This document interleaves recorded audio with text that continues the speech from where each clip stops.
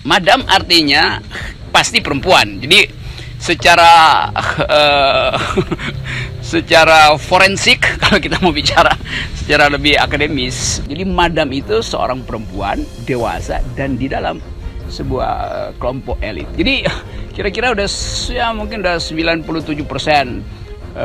forensik dibuat oleh majalah Tempo, tinggal 3% dilakukan oleh KPK. Itu yang kita tunggu.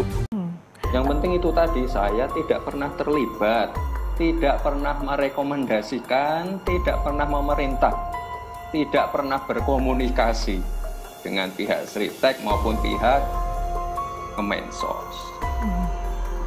Berita-berita seperti ini sangat merugikan saya. Itu omongan-omongan orang yang nggak ada buktinya.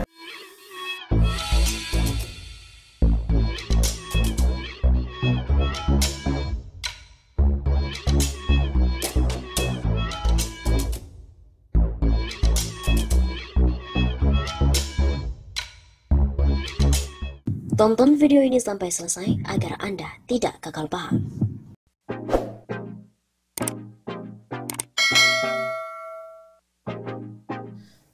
Madam Bansos dan Pak Lurah cobalah untuk keluar. Luar biasa korupsi di negeri kita ini seakan menjadi warna pada pemerintahan Jokowi. Mulai dari kasus Jiwasraya hingga lobster dan bansos pandemi terus menghiasi pernak-pernik dunia perampokan uang negara. Sudah masuk stadium tinggi hingga tinggal menyisakan dua pilihan, yaitu amputasi atau mati. Amputasi menteri dan perdana menteri atau negeri yang dibiarkan mati. Madam dan anak Pak Lurah pun muncul dan juga terdeteksi menjadi bagian dari bancaan dana bansos yang bersumber dari utang luar negeri. Kedua profil manusia misterius ini, tapi tercium menyengat, masih tersembunyi dengan bantahan sana-sini. Putra Pak Lurah teriak tak memberikan rekomendasi, tak ada bukti katanya. Sementara partai sang madam juga menolak dulu terlibat korupsi bansos. Sesungguhnya makin terbongkar borok PDIP karena dari 1,9 juta paket bantuan yang dikutip fee kisaran 10.000 sampai 100.000 per paket oleh Juliari mantan Mensos hanya 600.000 paket. Sedangkan 1,3 juta paket yang diduga menjadi jatah dua anggota DPR, fraksi PDIP Herman Heri dan Ihsan Yunus, kutipan fee-nya adalah untuk madam tadi. Analisis berdasarkan teori konspirasi sebenarnya madam itu sedang berharap-harapan dengan Pak Lurah. Saling serang, beradu pengaruh dan juga sandra. KPK adalah alat Pak Lurah untuk melumpuhkan dan menyandra PDIP. Kasus-kasus bansos jadi alat untuk memukul Pak Banteng dan pasukannya. Sementara, pertahanan madam yang efektif adalah penyerangan kepada anak Pak Lurah melalui penguatan tali jeratan keterlibatan korupsi dana bansos yang sama dengan goodie bag. Dukungan penuh bantuan PDIP untuk sukses wali kota adalah kartu truf yang dapat dimainkan. Skandal bansos yang mungkin bergeser jadi skandal banpol. Konflik sosial dan politik kubu madam dan Pak Lurah dalam kasus bansos melalui Kemensos nampaknya kelanjutan dari perseteruan antara keduanya pada kasus Jiwasraya yang diobrak-abrik madam Kejagung dengan kasus Harun Masiku yang diusut KPK-nya Pak Lurah. Konflik tersembunyi antar geng di lingkungan kekuasaan ini menarik dan bukan tak mungkin akan membesar dan melebar. Rakyat tentu sudah terasa muak dengan korupsi uang dan kekuasaan yang membuat seolah-olah negara ini hanya milik mereka semata. Di tengah hiruk-pikuk korupsi, persekongkolan dan penyanderaan politik inner circle, kebijakan represif disiapkan bahkan dijalankan. Pembungkaman oposisi, pembunuhan politik, perpres ekstremisme, PAM Swakarsa, Komcat hingga polisi maya terus dikonsolidasikan. Otoritarianisme mulai dibangun. Korupsi bansos di saat pandemi sangat menyesakkan. Soal hukuman mati hingga pembubaran di PDIP mengemuka. Tentu PDIP tak akan tinggal diam dan tidak ingin jadi bulan-bulanan. Bulan lain juga harus dihajar. Nah, daripada sembunyi-sembunyi, bertengkar madam dengan Pak Lurah, lebih fair dan bertanggung jawab, ayolah keluar. Awal tahun 2021 ini ditandai dengan bencana alam longsor, banjir, letusan gunung. Riuh pula bencana sosial bansos. Mungkinkah akan segera terjadi bencana politik? Negara ini butuh iklim yang lebih tenang dan damai, bukan atmosfer kegaduhan yang diakibatkan oleh keserakahan pengelola negara yang hanya sibuk bagi-bagi jabatan, uang dan kekuasaan, lalu bertengkar.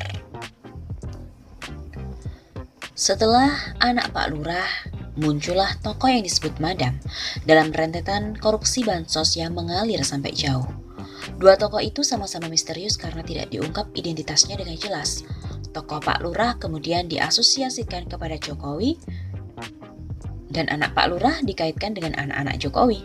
Tentu saja jadi pertanyaan anak Jokowi yang mana, karena anak Jokowi bukan cuma satu.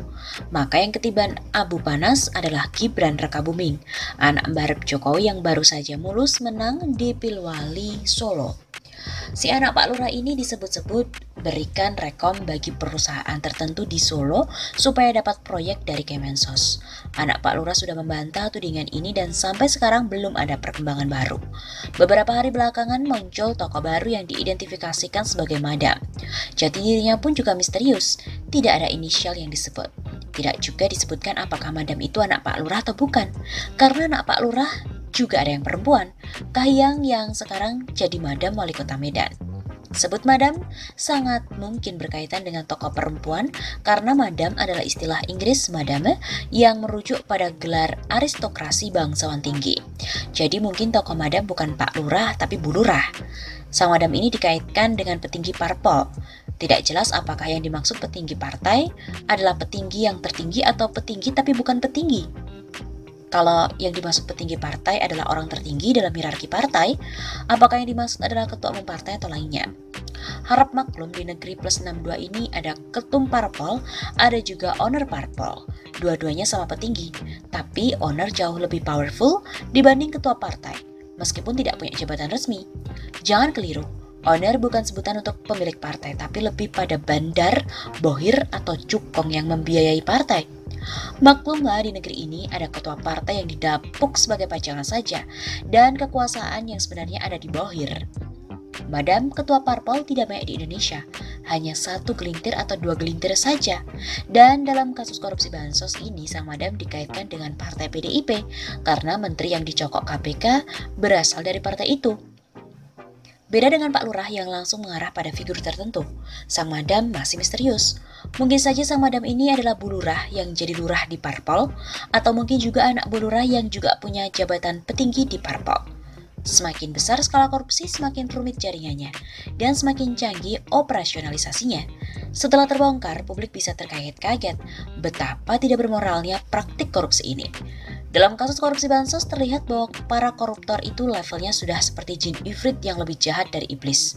Katanya ada wacana agar pelaku korupsi bansos dihukum mati, tapi publik paling cuma ketawa-ketawa saja karena sudah hafal di luar rambut soal sandiwara hukum di negeri kita.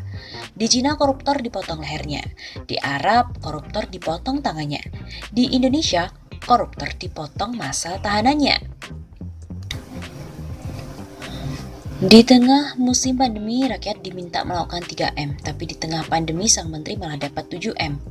Korupsi-korupsi gigantik selalu melahirkan tokoh misterius yang tidak boleh disentuh, karena mereka memang orang-orang yang tidak tersentuh, the untouchables.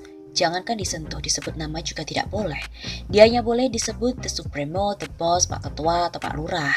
Bahkan dalam dunia mafia tertinggi tidak boleh ada sebutan apapun bagi orang tertinggi itu saking sakral dan misteriusnya. Ketika ingin menyebut, cukup dengan menyebut beliau sambil tangan kita membuat isyarat tertentu. Itulah kode-kode khusus para mafioso kelas atas yang canggih. Komunikasi di kalangan mereka bersifat esoteris, hanya dipahami oleh kalangan mereka sendiri. Karena itu pernah ada istilah Apple Washington untuk menyebut mata uang dolar. Pada 2012, anggota DPR RI Angelina Sondah divonis 12 tahun penjara setelah banding, ditambah denda 500 juta rupiah karena terbukti menerima uang tidak sah. Salah satu sandi yang dipakai Sondah adalah Apple Washington untuk menyebut pembayaran dengan mata uang dolar. Sejak itu bermunculan kata-kata sandi yang kemudian banyak dipakai dalam pembicaraan umum. Misalnya kata meter dipakai untuk menyebut miliar karena singkatannya sama-sama huruf M. Lalu ada ton untuk menyebut triliun. Bahasa dan semiotika korupsi memang selalu rumit dan berbelit. Dr. Aceng Abdullah, pakar komunikasi dari Unpad, meneliti semiotika korupsi dalam disertasi doktoralnya berjudul Komunikasi Korupsi, Studi Etnografi Komunikasi tentang bahasa yang digunakan dalam aktivitas korupsi, kolusi, dan nepotisme. Dan beliau menemukan adanya bahasa esoterik yang hanya dipakai dan dipahami secara terbatas. Mungkin diidentifikasi sedikitnya 11 istilah yang banyak dipakai untuk mengaburkan korupsi, misalnya uang lelah, uang bensin, dan bahkan sodaqoh. Studi terbaru dari Aspinall, Democracy for Sale, juga menyoroti peliknya korupsi klientelisme yang melibatkan anggaran negara melalui bagi-bagi proyek dari pejabat atau patron dan pengusaha sebagai klien sebagai imbalan dukungan politik.